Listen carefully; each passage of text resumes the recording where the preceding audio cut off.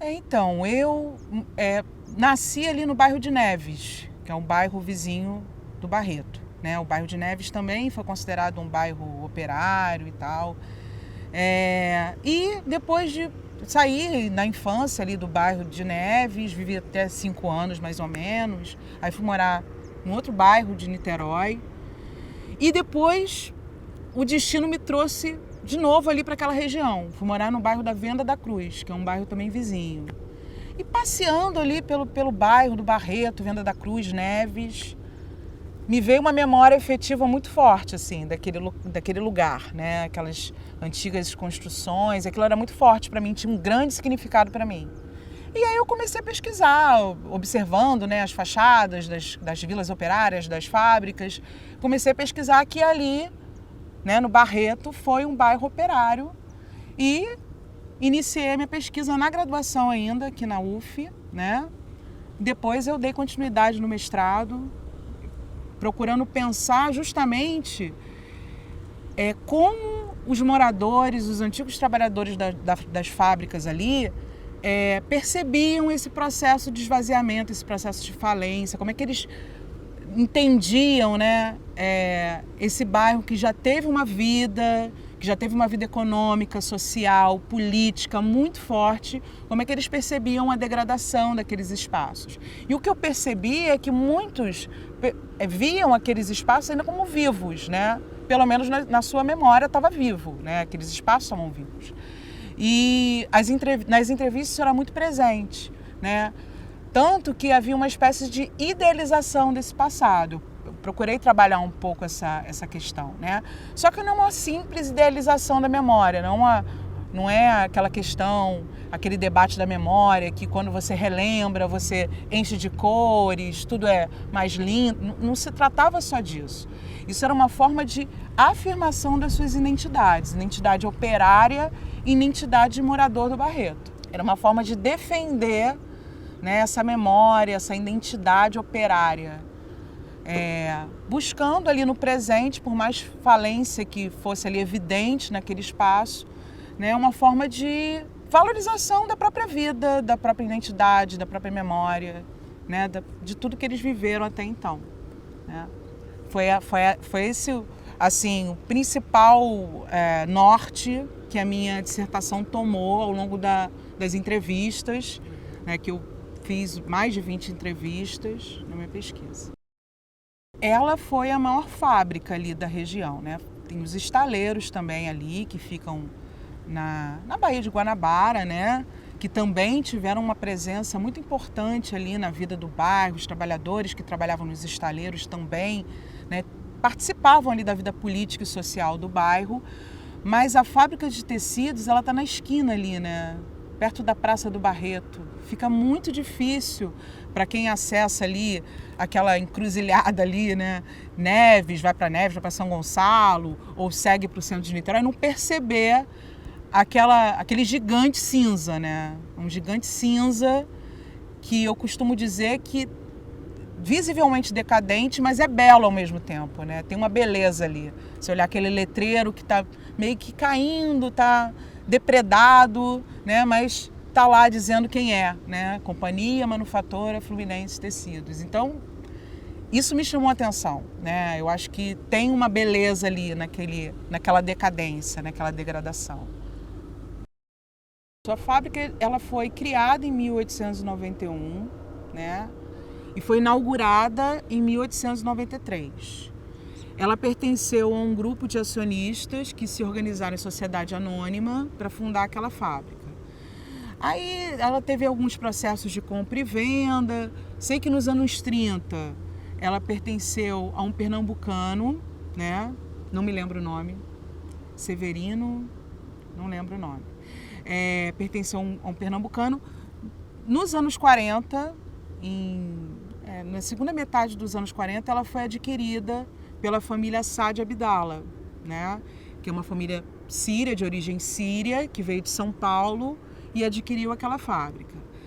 Em 1950, se não me engano, o patriarca da família, né, que é o Saad Abdallah, ele falece e até mesmo antes disso, ele já tinha colocado a fábrica na direção do seu genro, Eduardo Haddad. Eduardo Haddad tem uma série de folclores em torno do nome dele, porque ele foi balconista de uma das lojas que pertenceu ao Saad Abdallah, né? E a filha dele, a Helena Saad Abdallah, se apaixonou por Eduardo, né? E receberam a bênção lá do patriarca, se casaram e, como presente de casamento, digamos assim, ele ganhou a direção da fábrica aqui em Niterói. E, assim, nas entrevistas com os trabalhadores mais antigos da fábrica, ele é visto assim como um pai-patrão, uma espécie de pai-patrão, né? Porque era uma geração de empresários, ele pertenceu a uma geração de empresários que administrava as suas fábricas dessa maneira, procurando criar ali laços familiares com seus funcionários. Isso era a forma de fazer política, de certa maneira, nos anos 50, e isso se reproduzia ali no meio empresarial e vice-versa, né? Então, assim, nos boletins da fábrica que eu tive acesso, era muito comum ver lá família manufaturense, família barretense, porque havia esse vínculo, né? Ele era visto como uma figura muito bondosa e muito simples, né? Ele tinha essa mística em torno dele, né? De que ele era uma figura simples, que ele andava com paletó rasgado e que ele participava ali das festividades. Tem também, né, relatos, ele era muito bom, ele distribuía as casas, né? Ele fazia festas de Natal e distribuía fazendas para os funcionários. Existia a cooperativa da fábrica que vendia alimentos mais baratos para os trabalhadores da fábrica.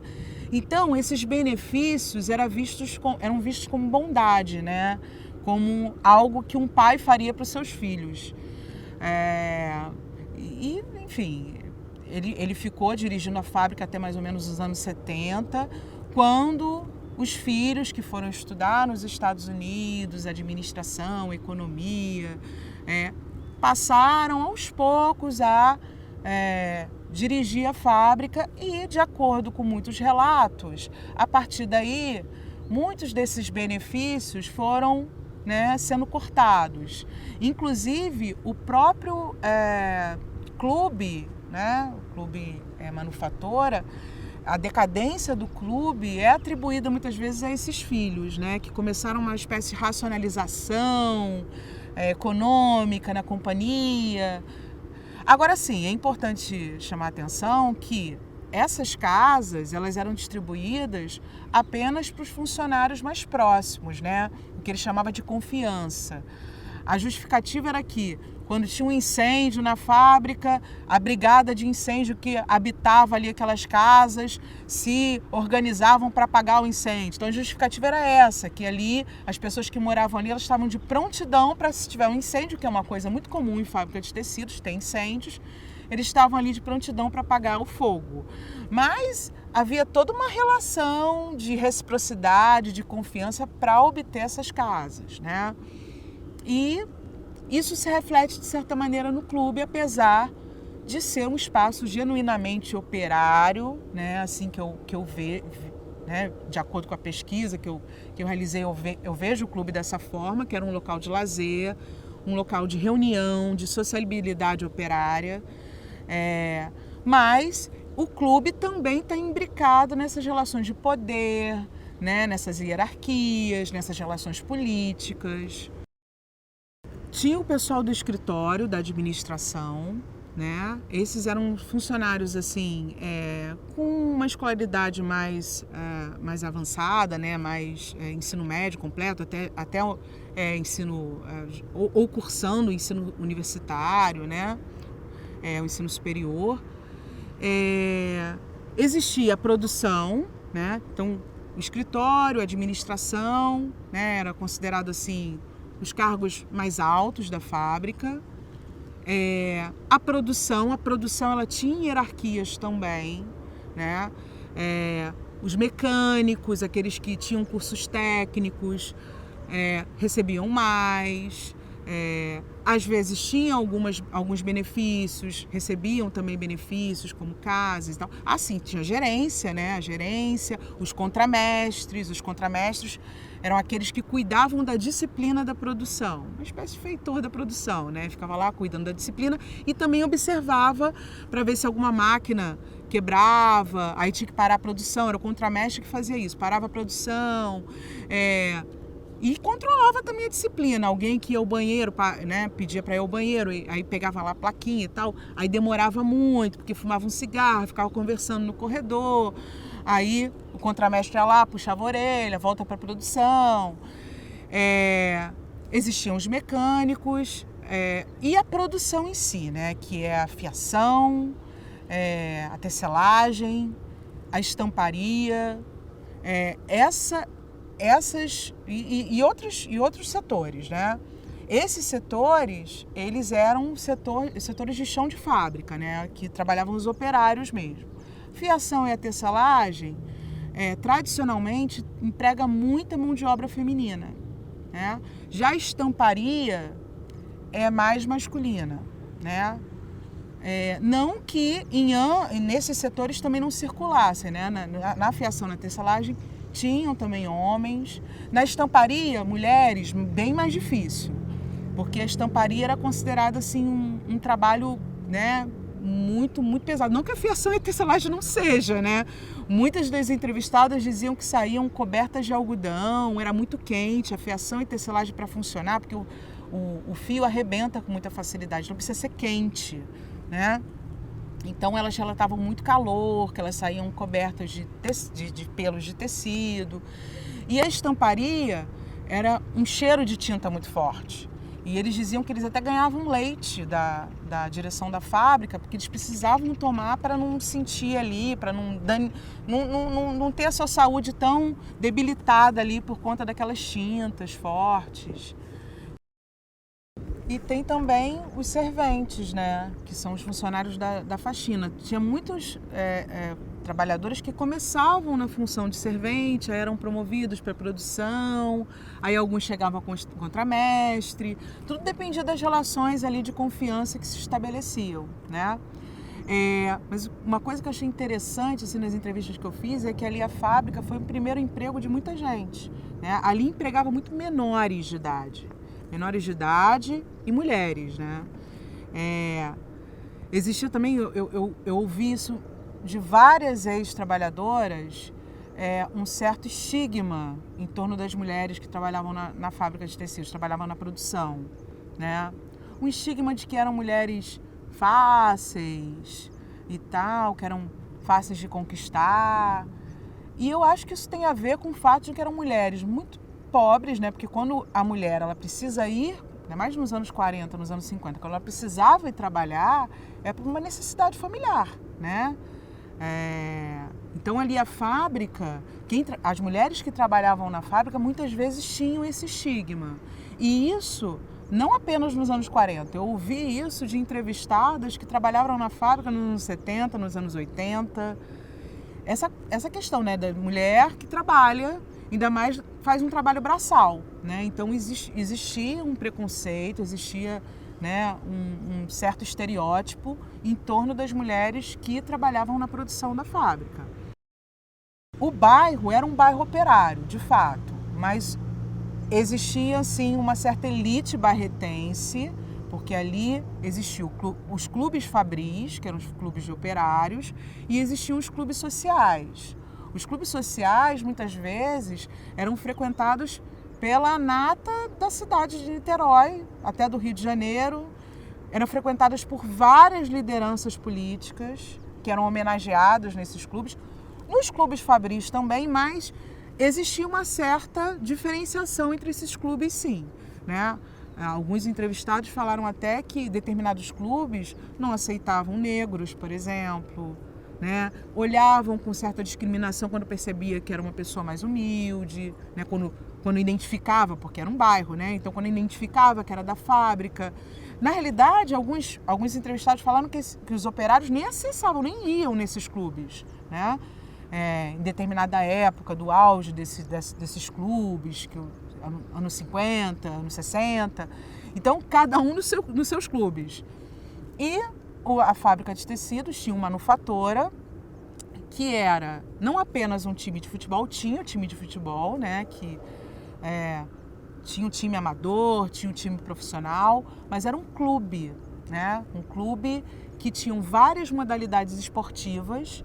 Inclusive, na minha pesquisa, eu identifiquei um time feminino de tênis de mesa, né? Então tinha um time de tênis de mesa, de basquete, o de futebol, como eu já falei.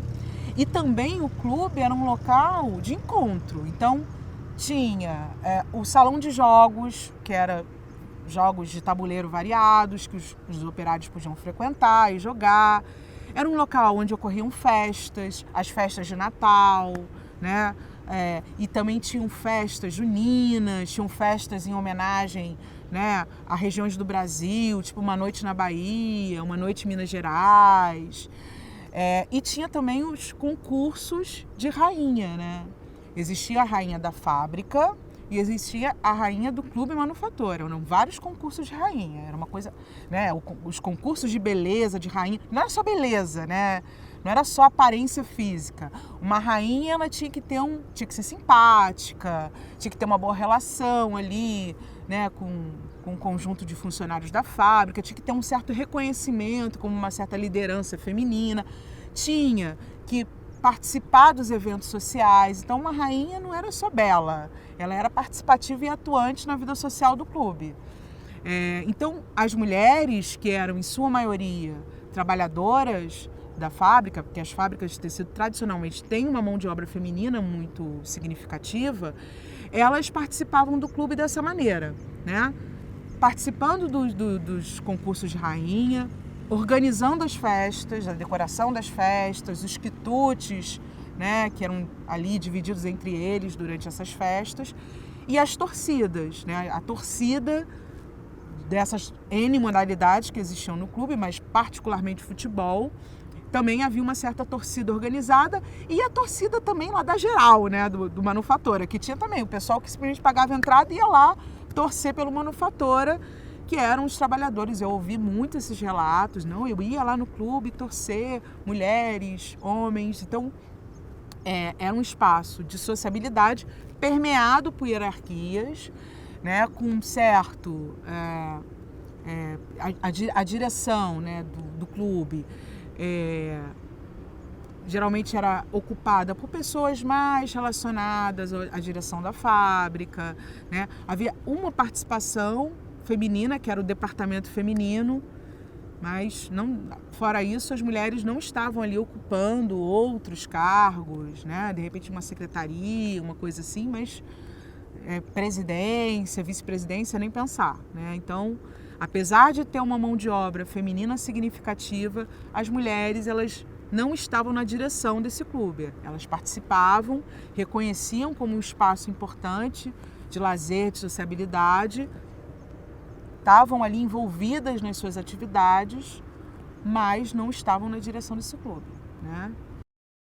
O clube surgiu a partir dos trabalhadores, isso em 1944, né? O Eduardo Haddad, quando assumiu a companhia, em 1946 e tal, ele se interessou em apoiar esse clube. Só que tinha o Byron, que era o clube que foi fundado lá em 1913, que ocupava aquele terreno ali, que era da fábrica e tal, que foi cedido para eles. Aí começou a briga judicial, porque o clube, agora apoiado pelo diretor da companhia, eles começaram a reivindicar aquele espaço para funcionar o Manufator Atlético Clube. E quem venceu essa disputa foi a Companhia Manufatora Fluminense, e o Manufator Atlético Clube passou a funcionar ali, e as instalações, elas foram crescendo, né? Salão de jogos, barbearia, o campo de futebol, equipes de tênis de mesa, como eu já mencionei, né? Antes disso, tem um episódio interessante que, no meio aí desse processo de transição do Byron para o Manufatora, naquele espaço, o Byron, aí ainda era conhecido como Byron, né, o campo do Byron, serviu de uma espécie de QG para uma greve que aconteceu em 1948, Essa greve ela foi por reajuste salarial e pelo abono de Natal. O abono de Natal, nos anos 60, né, vai ser a conhecida como Lei do 13º salário, mas nessa época era chamado de abono de Natal, né, que seria o pagamento de mais um salário ao final do ano. Eles nem estavam pedindo um salário integral, afinal de contas era 1948, esses movimentos eles estão amadurecendo, né? Essa reivindicação ela está se criando ali dentro do movimento sindical. Eles pediram assim 8% ao final do ano de um salário extra, mas já chamado de abono de Natal. E como os sindicatos na época eles estavam sendo controlados, era governo Dutra, né? O Partido Comunista, o registro do Partido Comunista já tinha sido cassado em 47 e os sindicatos estavam ali sob intervenção do governo Dutra, né? As direções sindicais geralmente eram direções sindicais afinadas com os diretores das fábricas que não ali reivindicavam, lutavam pelo interesse dos trabalhadores. Então, por conta disso, pelo sindicato não ser um local de representatividade para esses trabalhadores, eles usaram o campo do Byron como uma espécie de QG dessa greve em 48. E lá eles faziam assembleias, reuniões.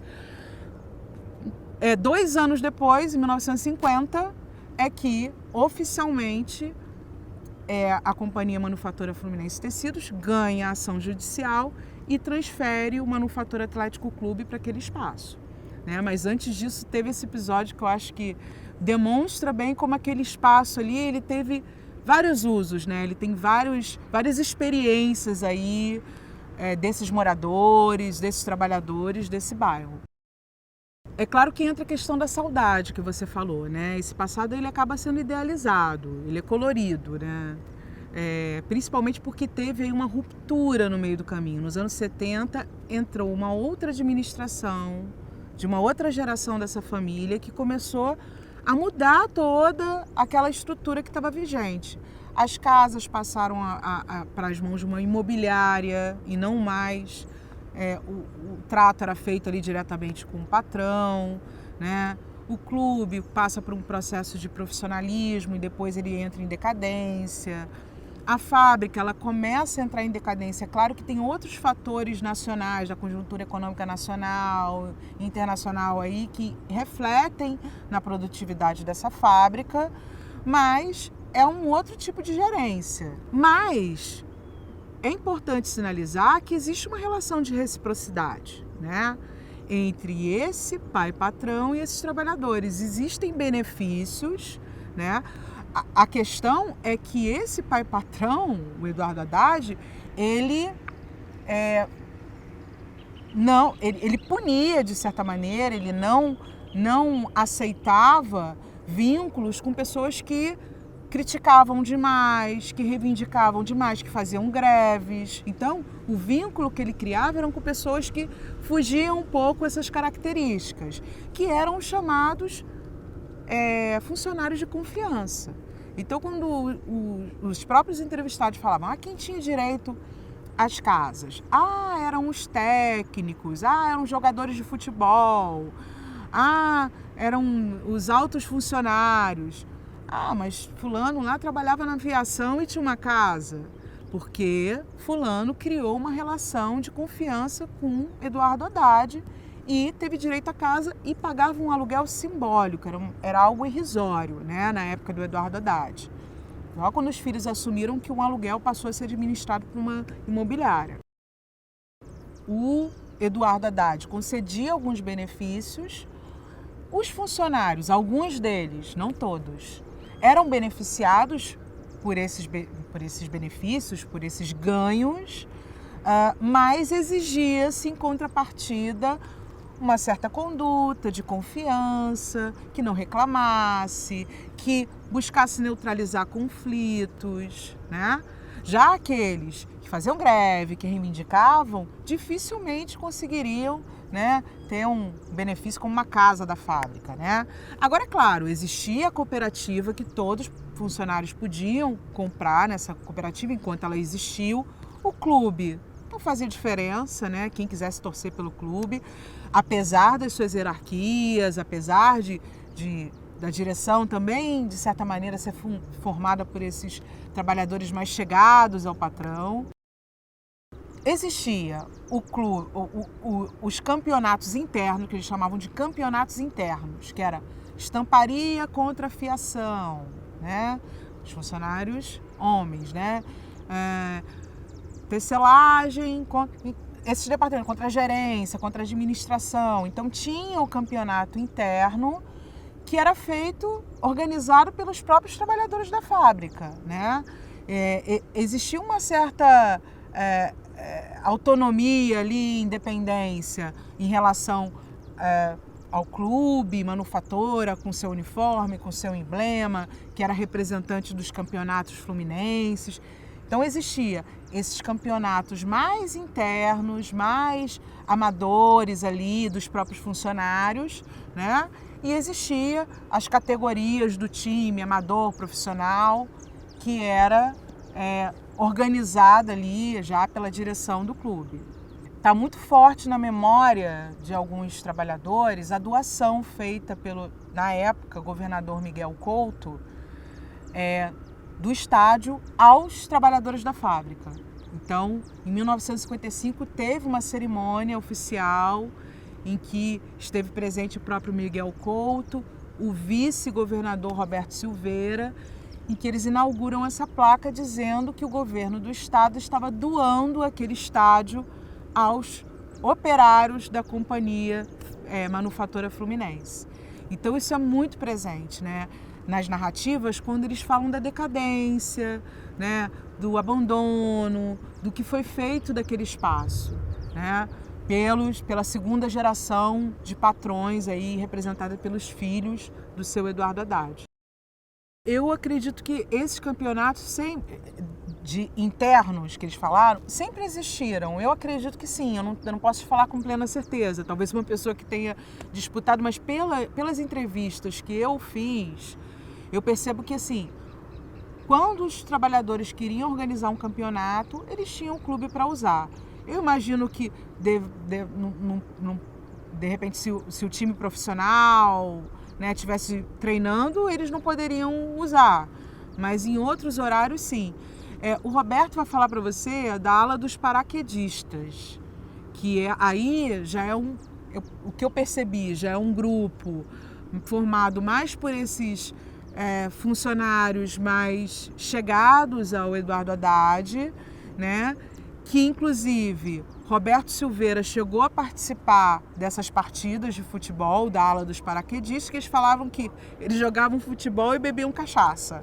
Quando alguém se machucava, o remédio era beber cachaça. Existiam funcionários, operários, que jogavam no time, né? O time tinha categorias, né? Amador, profissional, existia alguma juvenil. Então, existiam, sim, funcionários que trabalhavam na fábrica e jogavam nos times. E assim, existia, sim, algumas... um dinheirinho extra que eles ganhavam por jogar, né?